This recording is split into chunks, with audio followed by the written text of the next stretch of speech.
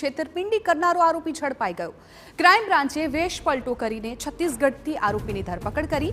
આરોપીએ અન્ય સાગરીતો સાથે મળીને છેતરપિંડીને આપ્યો હતો અંજામ। છેલ્લા 34 વર્ષથી ફરાર આરોપીની પોલીસે કરી છે ધરપકડ।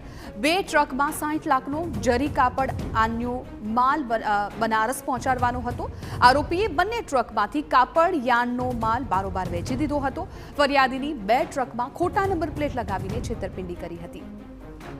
આરોપી મૂળ ઉત્તર પ્રદેશનો રહેવાસી છે, પરંતુ તેની પત્નીના અવસાન બાદથી તે મધ્યપ્રદેશમાં રહેતો હતો। વર્ષમાં એકવાર તે પોતાના વતને પુત્ર પુત્રીને મળવા માટે જતો હતો। જો કે આરોપી ટ્રકમાં જ ફરતો હોવાથી તેને શોધવા કોઈ સરનામું પોલીસને ન મળતા આરોપીને પકડવા માટે પોલીસની અનેક ટીમો કામે લાગી હતી। 60 લાખ રૂપિયાનું ચીટિંગ હતું, જે આરોપી આજરોજ ક્રાઇમ બ્રાન્ચને બાતમી આધારે છત્તીસગઢના રાયપુરથી પકડી પાડવામાં આવેલ છે। લઈને ડ્રાઇવિંગનું કામ કરી ઓડિશા, છત્તીસગઢ, ઉત્તર પ્રદેશ, મધ્યપ્રદેશ અલગ અલગ જગ્યાએ ફરતો હતો અને પોતે ટ્રકમાં રહીને જ પોતાનું ગુજરાન ચલાવતો। રસોઈ બનાવીને ટ્રકમાં જ ખાવા પીવાનું રાખતો હતો। વધુ એક સમાચાર સુરતથી છે કે જ્યાં નવી